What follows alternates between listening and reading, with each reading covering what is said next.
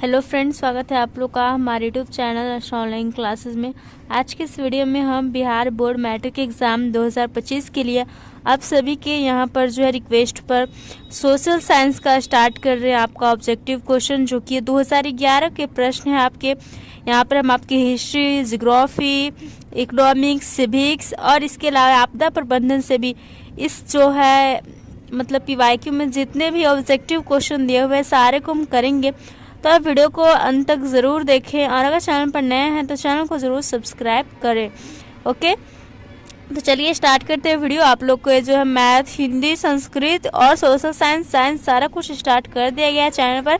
तो ज़रूर सारे वीडियोस को देखिए और दोस्तों के साथ शेयर करें, क्योंकि आपके एग्ज़ाम में यही सब पूछे जाएंगे। ओके, तो देख सकते हैं यहाँ पर पहला प्रश्न आपका जो कि इतिहास यानी कि हिस्ट्री से है। यहाँ पर हम आपके ऑब्जेक्टिव के साथ ही फिल इन द ब्लैंक्स को भी करेंगे। तो दिया हुआ है कार्ल मार्क्स का जन्म कहाँ हुआ था। तो आपने जो अपने NCERT बुक्स सभी में पढ़ा होगा कि कार्ल मार्क्स का जन्म कहाँ हुआ था। तो कार्ल मार्क्स का जन्म जो है जर्मनी में हुआ था। तो फर्स्ट का जो ऑप्शन नंबर यहाँ पर B है वो सही हो जाएगा।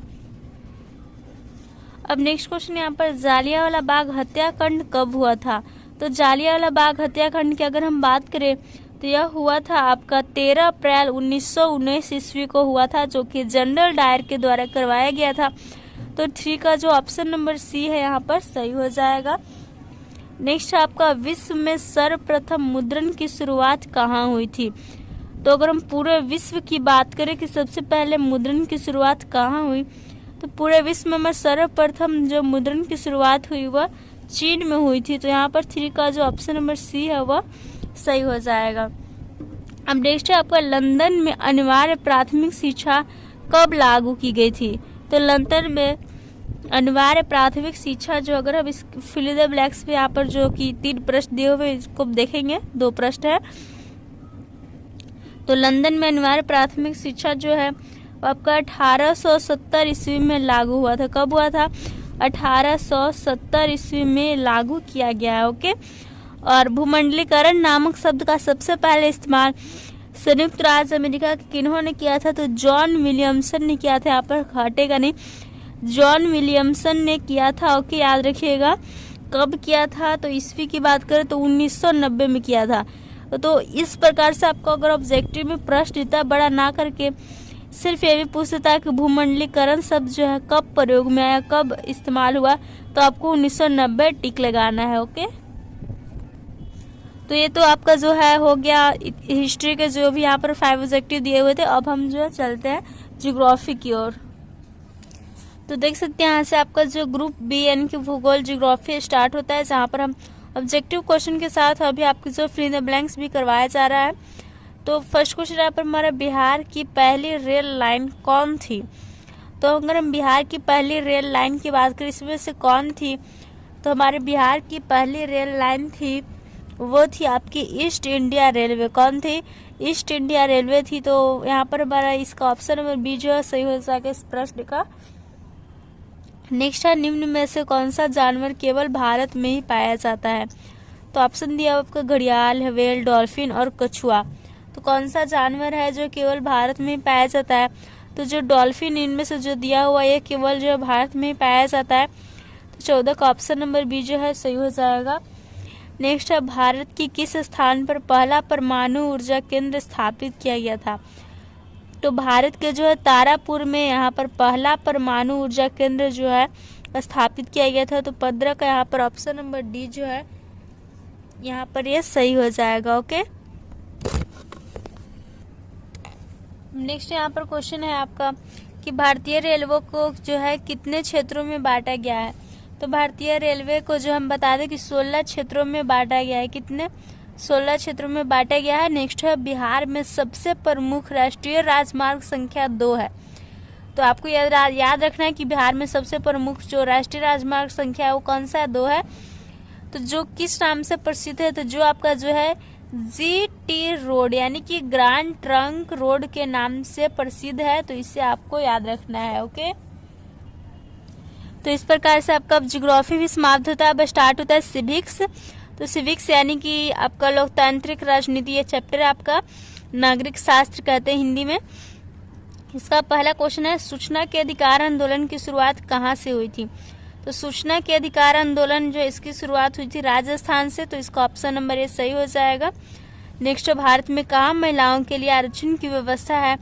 तो भारत में जो पंचायती राज व्यवस्था में 50% महिलाओं के लिए जो आरक्षण की व्यवस्था है, कितने आरक्षण? तो 50% आरक्षण की व्यवस्था है, तो यहाँ पर ऑप्शन नंबर सी हमारा सही हो जाएगा। नेक्स्ट है, भारतीय लोकतंत्र जो है कैसा लोकतंत्र? तो भारतीय लोकतंत्र जो है कैसा है? तो प्रतिनिधियात्मक लोकतंत्र। कैसा है? ये आपका जो है पेन यहाँ पर ठीक से नहीं चला, प्रतिनिधियात्मक लोकतंत्र है भारत का लोकतंत्र। ओके, नेक्स्ट है, वर्तमान में नेपाल की शासन प्रणाली क्या है? तो नेपाल में अगर हम बात करें वर्तमान में, तो वहाँ पर शासन प्रणाली भी जो है लोकतांत्रिक है, यानी कि वहाँ भी जनता का ही शासन होता है। जनता अपने द्वारा जो है अपना जो भी शासक है उसका चुनाव करता है, खुद से जनता का यहाँ पर शासन है, लोकतांत्रिक शासन है। ओके, तो यहाँ पर आपका जो सिविक्स भी समाप्त होता है, अब स्टार्ट होता है आपका यहाँ पर इकोनॉमिक्स। तो देख सकते हैं यहाँ पर पहला प्रश्न है कि वैश्वीकरण के मुख्य अंग कितने हैं? तो वैश्वीकरण के अगर हम मुख्य अंग की बात करें कि कितने हैं, तो वैश्वीकरण के मुख्य अंग जो है 5 है, तो यहाँ पर हमारा ऑप्शन नंबर डी जो इसका सही हो जाएगा। अगला आपका भारतीय रिजर्व बैंक की स्थापना कब हुई थी? तो भारतीय रिजर्व बैंक यानी कि जो आरबीआई है, इसकी जो है यहाँ पर स्थापना कब हुई थी? तो इसकी स्थापना हुई थी 1935 में, भारतीय रिजर्व बैंक आपको याद रखना है। ओके, तो यहाँ पर 36 का ऑप्शन नंबर बी जो सही हो जाएगा। अगला है, अर्थव्यवस्था आजीविका अर्जन की क्या है? तो अर्थव्यवस्था जो है आजीविका अर्जन की एक प्रणाली है। ओके, और मुद्रा विनिमय का क्या है? तो मुद्रा विनिमय का लेन देन का एक प्रकार का माध्यम है। ओके, तो ये हो गया हमारा इकोनॉमिक्स का। फुल फॉर्म आपको याद रखना है, जीडीपी का ग्रोस डोमेस्टिक प्रोडक्ट हो जाता है, WTO का होता है वर्ल्ड ट्रेड ऑर्गेनाइजेशन। अगर आपको इन सभी में कुछ भी डाउट है तो बेझिझक आप कमेंट में पूछ सकते हैं। ओके, तो देख सकते हैं यहाँ पर जो है 2011 में इसी टाइप से प्रश्न पूछे जाते थे, तो जो कि लास्ट आपदा प्रबंधन से आपका पूछा जा रहा है कि इनमें से कौन मानव जनित आपदा नहीं है, यानी कि ऐसा आपदा जो मनुष्य के द्वारा नहीं किया जाता, जैसे कि सांप्रदायिक दंगा है, आतंकवाद है, रेल दुर्घटना है, और इनमें से कोई नहीं। तो मानव जनित आपदा नहीं है। तो आपको बता दें कि ये सभी जो है मानव जनित आपदा ही हैं। अगर मानव जनित आपदा नहीं है की बात करें तो वो हो जाएगा प्राकृतिक आपदा, जैसे कि बाढ़, सुखाड़, सुनामी हो गया, आपका भूकंप हो गया। तो इनमें से कोई नहीं वाला ऑप्शन यहाँ पर हमारा जो है सही हो जाएगा। ओके, तो आपको सोशल साइंस से हमने जो है सारे ऑब्जेक्टिव कर लिया है। अगर आप लोग को अच्छा लगा वीडियो तो लाइक कीजिएगा, दोस्तों के साथ शेयर जरूर करें। और अब हम जो आपको हिंदी संस्कृत सारे जो ऑब्जेक्टिव यहाँ पर आप लोग को दिया जा रहा है तो जरूर उससे पढ़ें। Okay, thanks for watching video.